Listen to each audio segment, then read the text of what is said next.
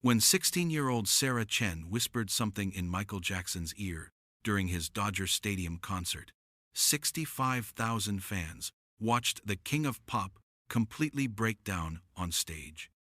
It was July 16, 1988, and Michael was at the absolute peak of his career. The Bad World Tour was breaking every record imaginable, and that night's performance had been electric from the very first note. But what this teenager from Los Angeles told him would stop the entire show and remind Michael of something he'd almost forgotten in all the fame and screaming crowds. What could possibly make the most controlled performer in the world lose his composure completely in front of thousands? The energy at Dodger Stadium on that July night was absolutely electric. 65,000 fans packed into every seat, every aisle, every available space, creating a wall of sound that could be heard for miles. This wasn't just any concert. This was Michael Jackson's Bad World Tour, the most ambitious production ever mounted by a solo artist. The stage was a technological marvel. Massive video screens flanked the performance area. Pyrotechnics erupted in perfectly choreographed bursts, and the lighting rig was so complex it required its own crew of technicians. When Michael appeared, the crowd's roar was deafening. For 2 hours, he had commanded that stage like a master conductor, leading the world's largest orchestra. But behind the glittering glove and the signature moonwalk, Michael was fighting a battle that his adoring fans couldn't see. At 29 years old, he was the biggest star on the planet, yet he felt more alone than ever.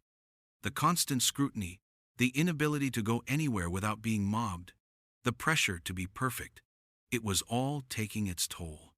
On stage was the only place he still felt truly alive, truly connected to something bigger than himself.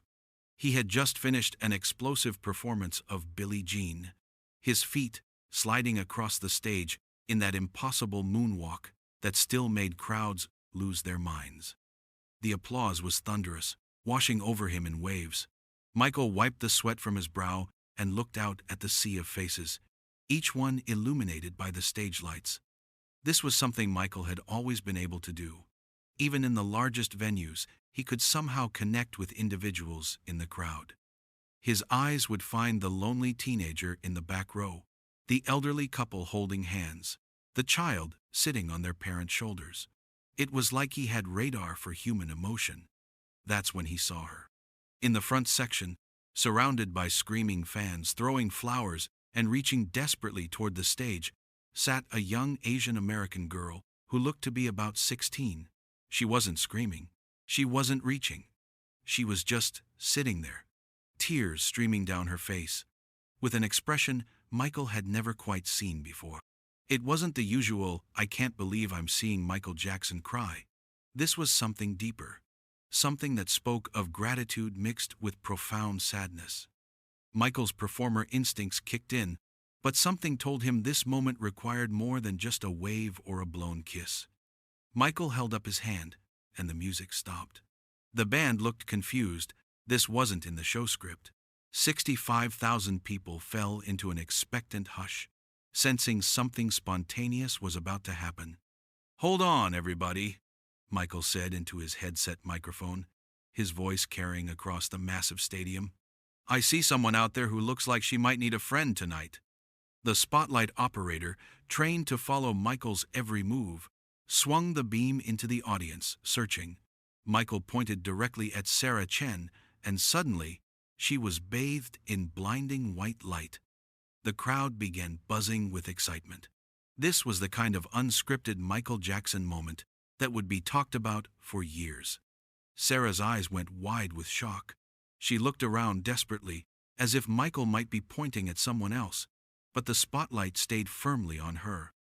The fans around her were going absolutely wild, screaming and pointing at her. "You, sweetheart, in the white shirt," Michael called out gently. "What's your name?" Sarah's mouth moved, but no sound came out. The microphone couldn't pick up her voice from the audience. "Don't be shy, honey. Can you tell me your name?" Finally, Sarah managed to call out, "Sarah! Sarah!" Michael repeated, his voice warm and encouraging. That's a beautiful name, Sarah. You look like you've been crying. Are you okay? Even from the stage, Michael could see Sarah nodding, but the tears continued to flow. This wasn't the typical fan reaction he was used to. There was something deeper here. Something that his performer's intuition was picking up on. You know what, Sarah? I think you need to come up here with me. Would you like that? The stadium erupted.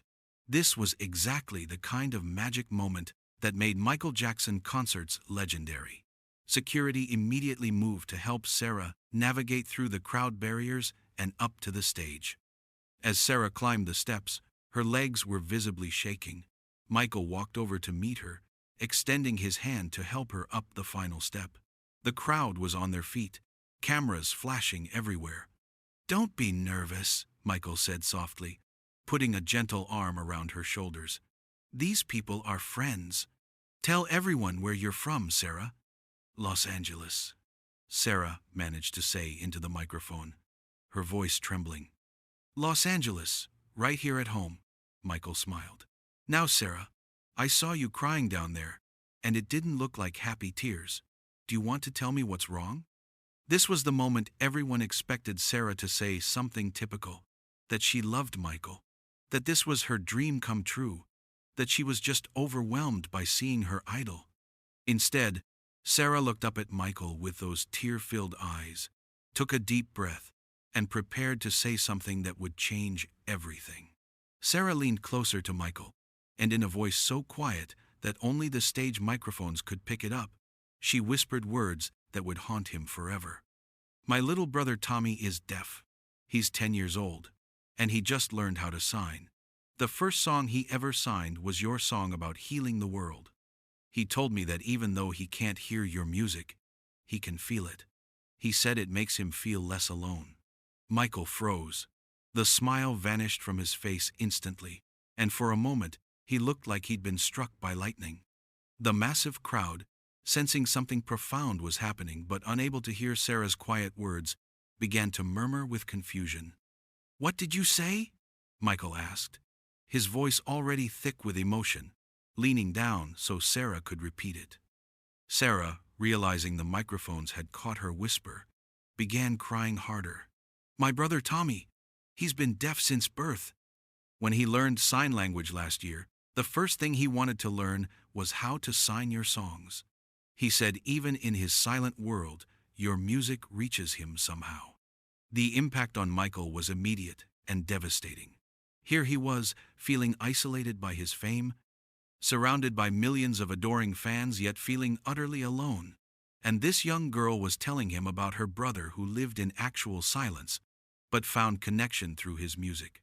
The irony cut deep into his soul. Michael's shoulders began to shake. The king of pop, known for his flawless performances and complete stage control, started to break down completely in front of 65,000 people. Tears streamed down his face as he gripped the microphone stand for support. The crowd fell into stunned silence. Many had never seen their idol show this kind of raw emotion. Backstage, his longtime keyboardist Greg Phillinganes turned to guitarist Jennifer Batten and whispered, In 15 years of playing with Michael, I've never seen anything like this. Security personnel, band members, and crew stood frozen, unsure whether they should intervene or let this moment unfold naturally. Michael tried to speak several times but couldn't find his voice. Finally, he managed to choke out, Tommy, what a beautiful name. Tell me about him. He's the sweetest boy, Sarah said through her tears. When our baby sister has nightmares, he signs your songs to comfort her. Even though he's never heard a single note, he says your music speaks to his heart. Michael wiped his eyes and looked out at the sea of confused faces staring back at him. For a moment, time seemed suspended. Then, something shifted in his expression. The vulnerability was still there, but now it was mixed with purpose. He had found his answer to how he wanted to respond to this gift Sarah had given him. This wasn't just about one deaf boy anymore. This was about remembering why he made music in the first place. Michael wiped his eyes and looked out at the thousands of faces watching him. When he finally spoke, His voice was different, softer, more intimate, despite the massive venue. "Ladies and gentlemen," he said, his voice still trembling with emotion, "I want you to meet Sarah Chen from right here in Los Angeles. She just told me about her 10-year-old brother Tommy, who was born deaf, but has learned to communicate through sign language." The audience was completely silent now, hanging on every word. Tommy's first song in sign language was one of mine, about healing our world. Sarah tells me that even though he's never heard a single note, he feels the music in his heart. Michael paused, collecting himself. "I can't think of a greater honor than knowing that music can reach someone even in silence." Michael turned to Sarah, who was still standing beside him, tears streaming down her face. "Sarah, I want to perform that song right now, and I want you to stay up here with me.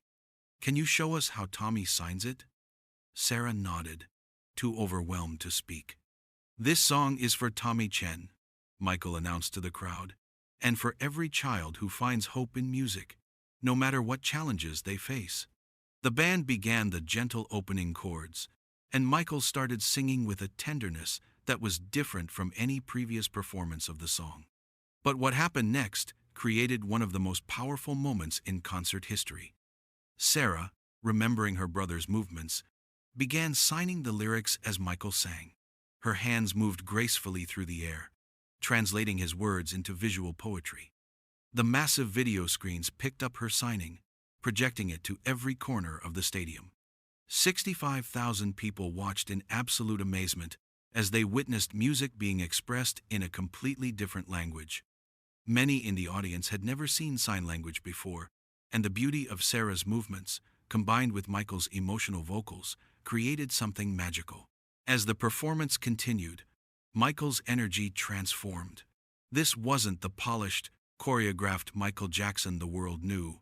This was raw, authentic, vulnerable. He sang not as the king of pop, but as one human being reaching out to another. When they reached the soaring chorus, something extraordinary happened. Sarah's signing became more confident, more expressive, and for a moment it seemed like she wasn't just translating for Tommy, she was channeling him. The connection between performer and audience had never felt more real. As the final notes faded, the stadium erupted in the longest, most emotional standing ovation Michael had ever received. But the applause wasn't just for him. It was for Sarah, for Tommy, and for the incredible moment of human connection they had all just witnessed. Michael hugged Sarah tightly before she left the stage, whispering something in her ear that only she could hear. Within hours of the concert, the story of Michael and Sarah began spreading like wildfire through the fan community. This was before social media, but bootleg recordings and word of mouth carried the news faster than any official media outlet. After the show, Michael personally asked to meet with Sarah backstage. Still emotional from the performance, he sat with her in his dressing room and asked question after question about Tommy. "I need to meet him," Michael said quietly. "I need to understand how music reaches him." 3 days later, Michael made an unannounced visit to the Chen family's modest home in East LA. When 10-year-old Tommy opened the door and saw his hero standing there, his face lit up in pure joy. What followed was one of the most profound encounters of Michael's life. Tommy immediately began signing, and Sarah translated, "He says he can't believe you're really here. He wants to know if you can feel music in your heart, even when there's no sound." Michael knelt down to Tommy's level and, through Sarah's translation, had a conversation that would change his entire perspective on what it meant to be an artist.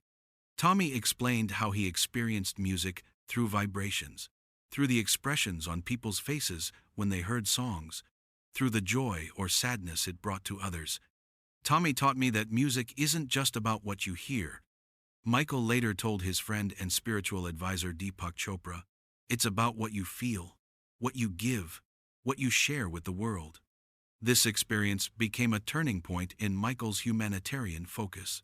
Within months, he had established partnerships with deaf community organizations and children's hospitals. He began incorporating sign language interpreters into his concerts and music videos, making his performances accessible to deaf and hard-of-hearing fans. Quincy Jones, Michael's longtime producer and collaborator, noticed the change immediately. After that night at Dodger Stadium, something shifted in Michael, Jones said years later. He started talking more about his responsibility as an artist, about music being a healing force. It wasn't just about entertainment anymore. It was about connection, about reaching people who needed hope. Frank DeLeo, Michael's manager at the time, recalled, Michael started asking about accessibility at every venue. He wanted to make sure deaf fans could enjoy the shows.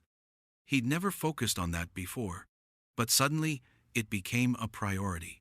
The story also inspired Michael's later work with children facing various challenges. The friendship with Tommy continued throughout Michael's life, with regular visits and phone calls. Tommy became one of the inspirations for Michael's increased focus on children's charities and his belief that every child deserved to feel the healing power of music. This single moment had begun transforming not just how Michael saw his role as an entertainer, but his entire mission as a human being. The impact of that July night in 1988 would ripple through Michael's career and far beyond for decades to come. Within a year of meeting Tommy, Michael had quietly begun funding sign language interpretation services at major venues across his tour routes. He also started making regular, unannounced visits to children's hospitals, specifically seeking out young patients with hearing impairments. Dr. Patricia Williams, a music therapist who worked with Michael at Children's Hospital Los Angeles, remembered. Michael would arrive without fanfare, sometimes at midnight after a show, and spend hours with deaf children. He learned basic sign language just so he could communicate directly with them. He understood that music therapy wasn't just about hearing, it was about feeling, connecting, healing. The story became legendary, not just among Michael Jackson fans, but within the professional music therapy community. The recording of that night, captured by the stadium's sound system, became one of the most sought-after bootleg recordings in entertainment history. Unlike typical concert bootlegs traded for their musical value, this recording was treasured for its raw human emotion and its demonstration of music's power to transcend barriers. In 2003, 15 years after that life-changing night, Sarah Chen established the Sarah Chen Foundation for Music Accessibility. Now a successful music therapist herself, she dedicated her organization to ensuring that deaf and hard-of-hearing individuals could fully experience live music through innovative technology and sign language interpretation. That night with Michael taught me that accessibility isn't just about compliance or being politically correct, Sarah explained at the foundation's launch. It's about recognizing that everyone deserves to feel the healing power of music, regardless of their physical limitations. The foundation pioneered the use of vibrotactile technology, allowing deaf concertgoers to feel music through specialized devices. They also trained hundreds of sign language interpreters specifically for musical performances, creating a new profession that bridged deaf and hearing communities. Modern accessibility advocates often point to Michael's 1988 encounter with Sarah and Tommy as a watershed moment that predated much of today's inclusion conversations by decades. Dr.